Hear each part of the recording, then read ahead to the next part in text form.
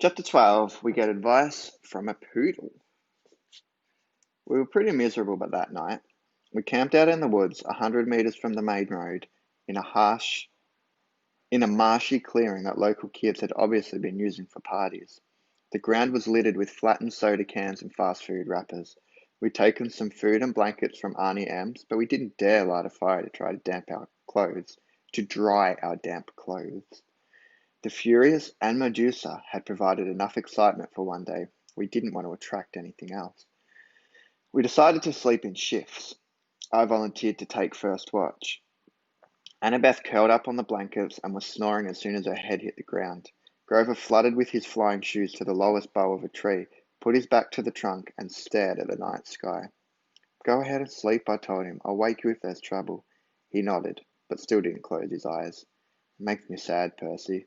What does? The fact that you signed up for this stupid quest? No, this makes me sad. He pointed at all the garbage on the ground. And the sky. You can't even see the stars. They've polluted the sky. It was a terrible time to be a satyr. Oh yeah, I guess you'd be an environmentalist. He glared at me. Only a human wouldn't be. Your species is clogging up the world so fast. Ugh, never mind. It's useless to lecture a human. At the rate things are going, I'll never find Pan. Pam? Like the cooking spray? Pan, he cried indignantly. Pan. The great god, Pan. Why do you think I want a searcher's license for? A strange breeze rustled through the clearing, temporarily overpowering the stink of trash and muck. It brought the smell of berries and wildflowers and clean rainwater, things that might have once been in these woods. Suddenly, I was nostalgic for something I'd never known. Tell me about the search, I said. Grover looked at me cautiously, as if he were afraid I was just making fun. The god of wild places disappeared 2,000 years ago, he told me. A sailor off the coast of Ephesus heard a mysterious voice crying out from the shore. Tell them that the great god Pan has died. When humans heard the news, they believed it. They've been pillaging Pan's kingdom ever since. But for the satyrs, Pan was our lord and master. He protected us and the wild places of the earth. We refused to believe that he died. In every generation, the bravest satyrs pledge their lives to finding Pan. They search the earth, exploring all the wildest places, hoping to find where he is hidden and wake him from his sleep. And you want to be a searcher? It's my life's dream, he said. My father was a searcher, and my Uncle Ferdinand, the statue you saw back there. Oh, right, sorry. Grover shook his head. Uncle Ferdinand knew the risks. So did my dad. But I'll succeed. I'll be the first searcher to return alive.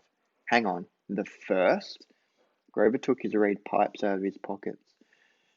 No searcher has ever come back. Once they set out, they disappear. They're never seen alive again.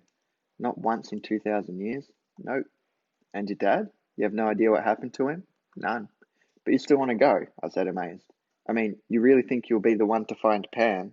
I have to believe that, Percy. Every searcher does. It's the only thing that keeps us from despair when we look at what humans have done to the world. I have to believe Pan can still be awakened. I stare at the orange haze of the sky and tried to understand how Grover could pursue a dream that seemed so hopeless. Then again, was I any better? How are we going to get into the underworld? I asked him. I mean, what chance do we have against a god? I don't know, he admitted. But back at Medusa's, when you were searching her office, Annabeth was telling me. Oh, I forgot. Annabeth will have a plan all figured out. Don't be so hard on her, Percy. She's had a tough life, but she's a good person. After all, she forgave me. His voice faltered. What do you mean? I asked. Forgave you for what? Suddenly, Grover seemed very interested in playing notes on his pipes. Wait a minute, I said. Your first keeper job was 5 years ago. Annabeth has been at camp 5 years. She wasn't, I mean, your first assignment that went wrong? I can't talk about it, Grover said, and his quivering lower lip suggested he'd start crying if I pressed him. But as I was saying, back at Medusa's, Annabeth and I agreed there's something strange going on with this quest. Something isn't what it seems. Well, duh, I'm getting blamed for stealing a thunderbolt that Hades took. It's not what I mean, Grover said.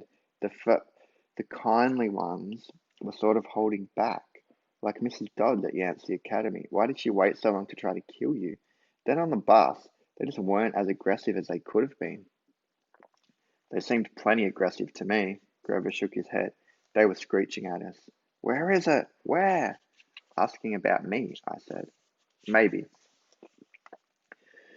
But Annabeth and I, we both got the feeling they weren't asking about a person. They said, where is it? They seemed to be asking about an object. That doesn't make sense. I know. But if we've misunderstood something about this quest, and we only have 9 days to find the Master Bolt, he looked at me like he was hoping for answers, but I didn't have any. I thought about what Medusa had said. I was being used by the gods. What lay ahead of me was worse than petrification. I haven't been straight with you, I told Grover. I don't care about the Master Bolt. I agreed to go to the underworld so I could bring back my mother. Grover blew a soft note on his pipes. I know that, Percy. But are you sure that's the only reason? I'm not doing it to help my father. He doesn't care about me. I don't care about him. Grover gazed down from his tree branch. Look, Percy, I'm not as smart as Annabeth. I'm not as brave as you. But I'm pretty good at reading emotions. You're glad your dad is alive. You feel good that he's claimed you. And part of you wants to make him proud. That's why you mailed Medusa's head to Olympus. You wanted him to notice what you'd done. Yeah, well, maybe Satyr emotions work differently than human emotions because you're wrong. I don't care what he thinks. Grover pulled his feet up onto the branch. Okay, Percy, whatever.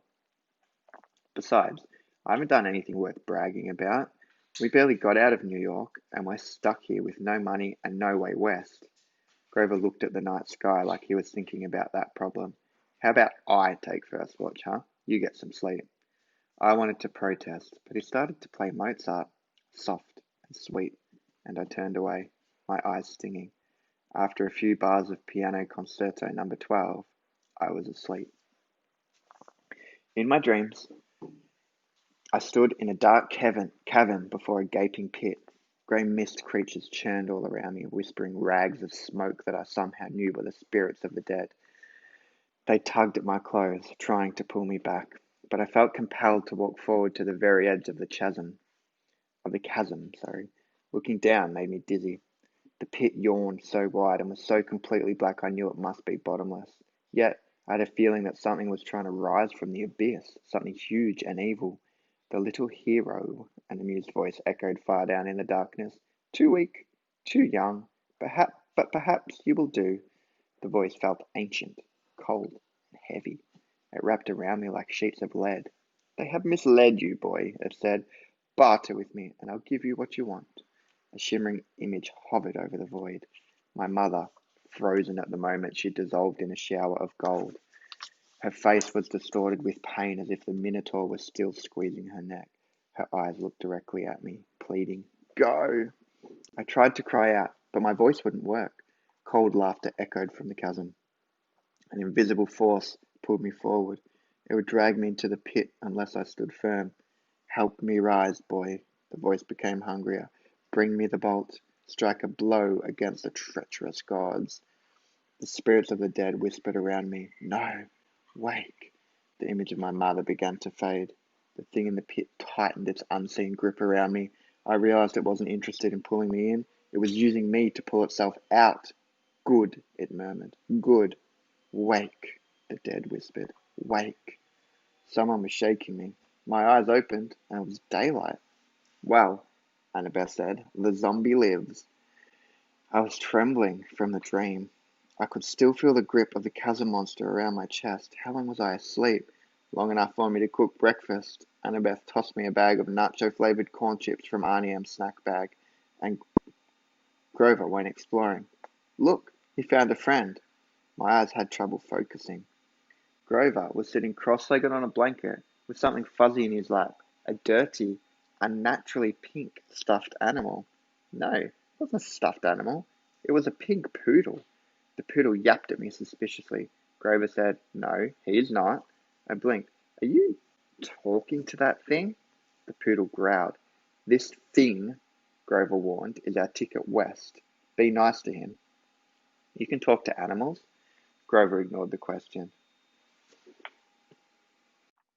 Percy, meet Gladiola. Gladiola, Percy. I stared at Annabeth, figuring she'd crack up at his practical joke they were playing at me, but she looked deadly serious. I'm not saying hello to a pink poodle, I said. Forget it. Percy, Annabeth said. I said hello to the poodle. You say hello to the poodle. The poodle growled. I said hello to the poodle. Grover explained that he'd come across Gladiola in the woods and they'd struck up a conversation. The poodle had run away from a rich local family who'd posted a $200 reward for his return. Gladiola didn't really want to go back to his family, but he was willing to if it meant helping Grover.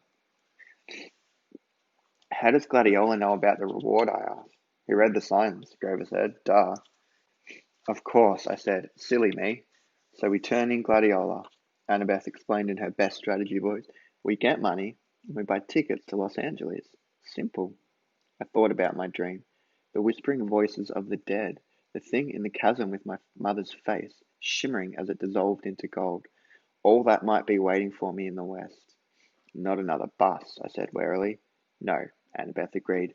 She pointed downhill towards train tracks I hadn't been able to see last night in the dark. There's an Amtrak station half a mile that way. According to Gladiola, the westbound train leaves at noon.